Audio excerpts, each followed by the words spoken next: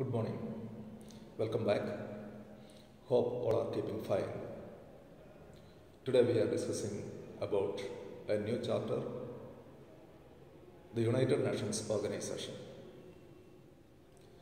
In previous classes we were discussing about World War I and World War II. World War I was very horrible. It was a global war and it caused for much destructions and disasters. Around 9 million people lost their lives in the war. And it produced far-reaching consequences also. Unemployment, poverty, inflation, famine, all these are the results of the war. So since the war was very horrible and disastrous,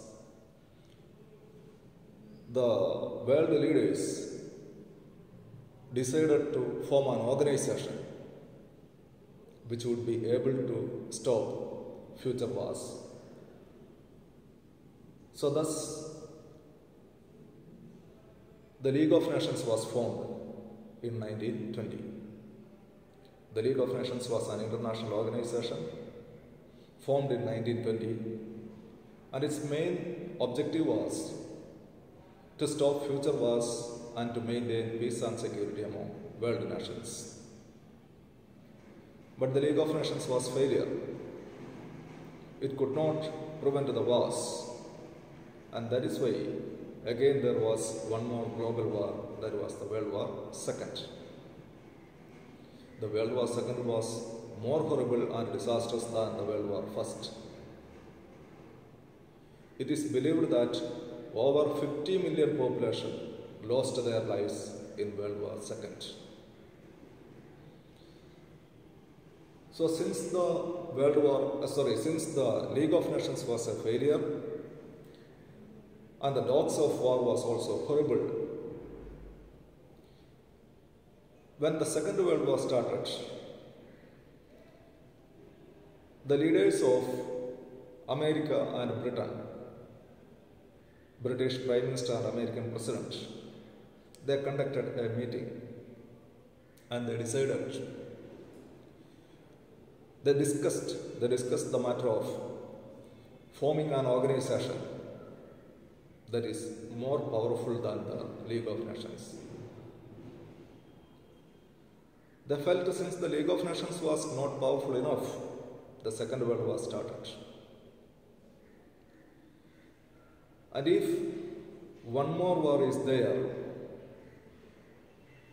that is a third world war is there, that would be the end of the entire humanity. So they felt the need of preventing the future world wars. So discussed the matter of how to prevent future world wars or a third world war. Thus,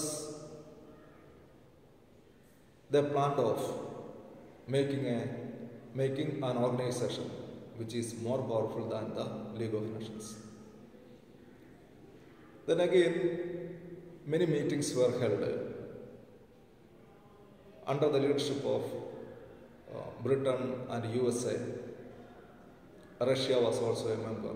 So under the leadership of these nations, representatives of various allied nations conducted meeting at different places.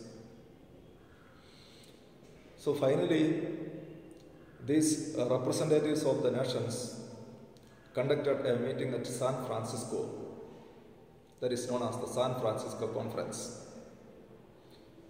And in the San Francisco Conference, the representatives of various nations discussed the matter of forming an international organization for the maintenance of peace and security among world nations. Thus, a draft was formed, a blueprint was made. A draft was made for the formation of an organization which is known as the United Nations Organization. So a blueprint of the United Nations Organization was made in June 1945 in the San Francisco Conference. And this draft was signed by 50 member nations.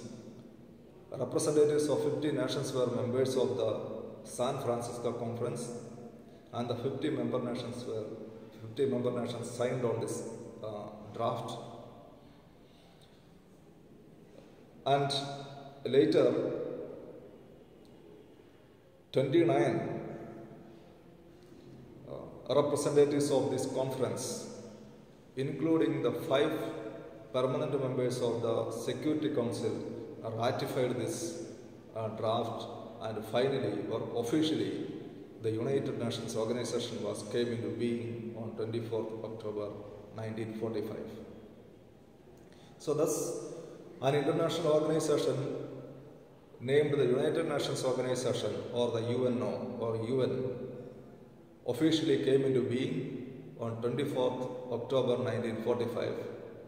Thereafter, every 24th October is observed as United Nations Day. It is being celebrated as United Nations Day. So, when is or which day is celebrated as the United Nations Day? It is 24th October. Why 24th October is celebrated as United Nations Day? Because on 24th October 1945, the United Nations officially came into being. So thus, an international organization for maintenance of world peace and preventing a third world war was formed on 24th October 1945, which is known as the United Nations Organization. Today we will discuss about the objectives of the United Nations and one of the organ of the United Nations, that is the General Assembly. So our first topic is objectives.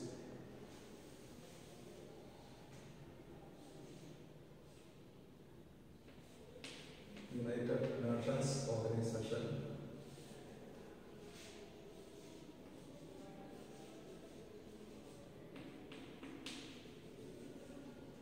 Objectives. 24 October 1945. 24 October 1945. The United Nations Organization was formed. Its objectives were first one, to maintain international peace and security among world nations. To maintain international peace and security among nations. Another objective of the United Nations is to maintain friendly relationship among world nations. To maintain friendly relation among world nations. Then another objective of the United Nations is to achieve international cooperation in solving international problem. To achieve the cooperation of all the world nations in settling the problems between nations. That is, to achieve international cooperation to settle international problems. Another one is, or we can say international, to promote international harmony. Okay, that is also correct. To promote international harmony. Friendly relationship between nations, to promote friendly relationship between nations. To act as a center for coordinating the programs of the world nations. To act as a center for the world nations. act as a platform to discuss the matters of the nations of the world. These were the main objectives of the United Nations organization. Later, 3 more objectives were added, and the 3 objectives newly added were disarm, decolonize, and development, or develop. Disarm, decolonize, and develop. These were the 3 objectives added later. The most important objective is to stop future wars, to stop a third world war, or to stop the future world wars. Then we can say to maintain international peace and security, to promote friendly relationship among the world nations, to promote international peace and harmony, to act as a center for the world nations, disarm, decolonize, and develop. These are some of the main objectives of the United Nations. The United Nations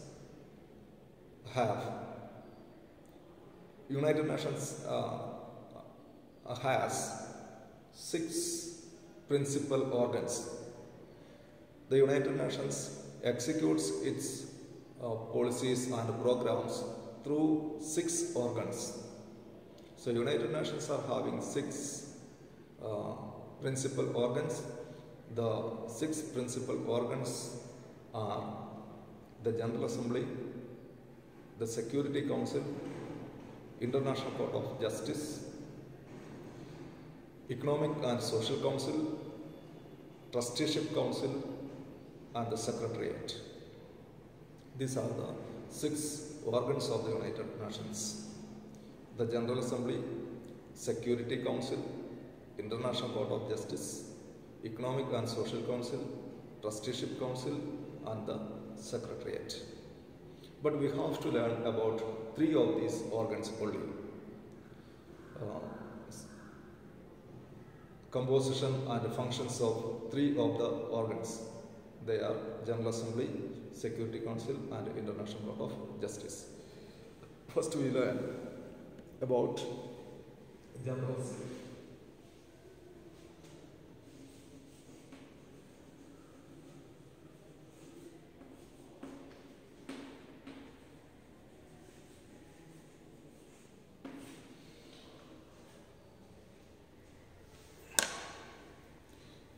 General Assembly, its composition and functions.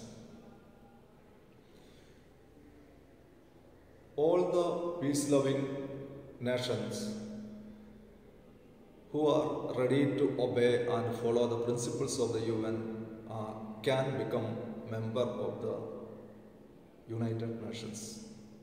Or the United Nations membership is given only to all the peace-loving nations who are ready to follow the principles of the United Nations. And all the member nations of United Nations are members of the General Assembly also. So composition of the General Assembly is composed with all the member nations of the United Nations. All the member nations of United Nations are members of the General Assembly, and each member state can send 5 representatives to the General Assembly. At present, 193 members are there in the UN, and that is why the General Assembly at present composed of 193 member nations, and each member state is sending 5 representatives to the General Assembly. This General Assembly conducts an annual session. Every year it has a meeting that is called the annual session. The annual session of the General Assembly is held between September to December every year. And in this annual session of the General Assembly, 21 vice presidents and 6 chairmen of various committees are also elected. Okay, 21 vice presidents are elected, then chairman of 6 various committees of the General Assembly are also elected in the annual session. This annual session is held every year between September to December month.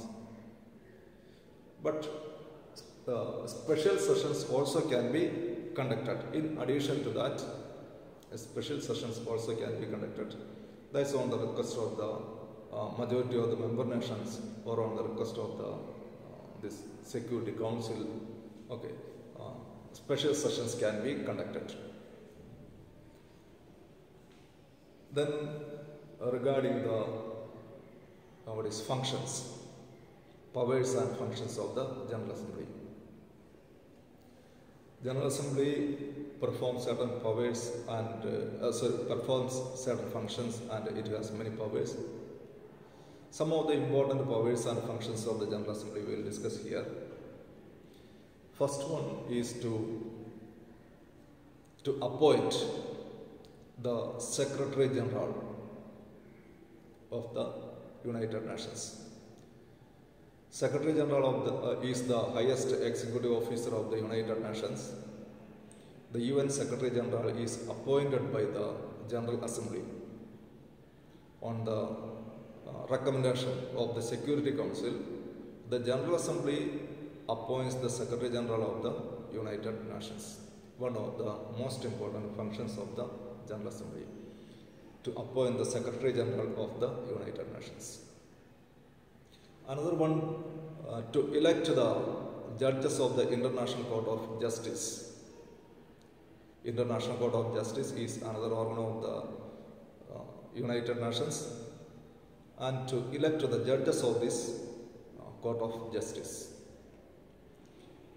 It is not General Assembly alone doing, Security Council is also participating, but when we learn about the functions of General Assembly, we can say the General Assembly elects the judges of International Court of Justice. Then a third function is to approve the budget of the United Nations. To approve the budget of the United Nations. In order to function any organization, fund is needed, money is needed. So UN collects its fund through the share or contributions given by the member nations.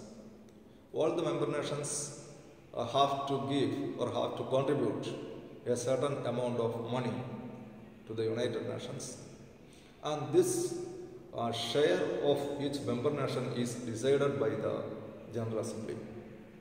So General Assembly not only approving the budget of the United Nations, but it decides the share of each member nations to be paid to the United Nations also.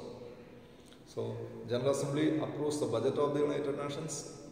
It decides the share of each member nations to be paid to the United Nations. Another important function is to get a report from all the other organs of the United Nations. 6 organs are there, and from all the other 5 organs, the General Assembly is getting reports. To receive the reports and take decision on the reports submitted by the other organs of the United Nations. To make a recommendation for the peaceful settlement of disputes between nations. Then again, peaceful settlement of dispute between nations, there we have to see one more important thing. The General Assembly can discuss any matter where there is a violation, there is an aggression, there is a dispute, but General Assembly cannot interfere a matter which is under the consideration of the Security Council. Security Council is another important organ of the United Nations, and if the Security Council is discussing on a matter or a dispute or any matter which is under the consideration of the Security Council cannot be discussed by the General Assembly. So General Assembly can discuss and make a recommendation on any matter which is against the peace and security of the world nations if it is not under the consideration of the Security Council. If such a matter is under the consideration of the Security Council, the General Assembly cannot interfere in that matter. Okay, so that means General Assembly cannot interfere in any matter which is being discussed by the Security Council. These are some of the main functions of the General Assembly. We have to see one more topic there, one more thing there. The General Assembly has passed one resolution in the year 1950. In November 1950, the General Assembly passed a resolution named the Uniting for Peace. That was a resolution passed by the General Assembly. And according to the resolution, General Assembly is getting some special power. Just now I mentioned if a matter is under the consideration of the Security Council, then the General Assembly cannot interfere in that matter and the General Assembly cannot take any decision on that matter. On any matter, whether it is an aggression or dispute between two nations or any matter. But under the Uniting for Peace resolution, the General Assembly is getting a special power. The special power is the Security Council is discussing a matter that is against the international peace or an aggression, but the Security Council is not able to take a decision. The Security Council cannot come into a conclusion because of the lack of unanimity. Security Council is having 5 permanent members, and the 5 permanent members cannot come into a common agreement or a common decision. Then decision cannot be taken. A resolution cannot be passed. So due to that is called unanimity. That means common agreement, common understanding.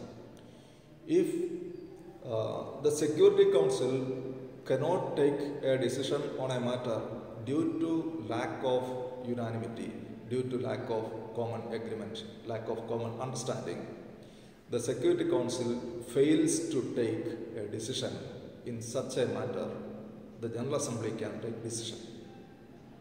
General Assembly can take immediate action on such a matter. So that is a special power of the General Assembly, and this special power was granted to the General Assembly by a resolution passed in 1950, which is known as the Uniting for Peace resolution. So that's also a power. So when we have to when we discuss the power and functions of the General Assembly, we have to see that, or we have to learn 2 things. The General Assembly cannot take a decision on any matter which is under the consideration of the Security Council, but at the same time the General Assembly can take decision on matter which is being discussed by the Security Council if the Security Council is not able to take a decision, or if the Security Council fails to take a decision due to the lack of unanimity, then the General Assembly will interfere in that matter and the General Assembly will decide the matter, or General Assembly will find a solution to that matter. Okay, that's all about the powers and functions of the General Assembly. So for today, we are learning this much only. You learn when is the UN Day, or which day is observed as the UN Day. Then you learn the objectives of the United Nations. You learn the main powers and functions of the United Nations. Okay, that's all for today. Learn this well. Okay, thank you.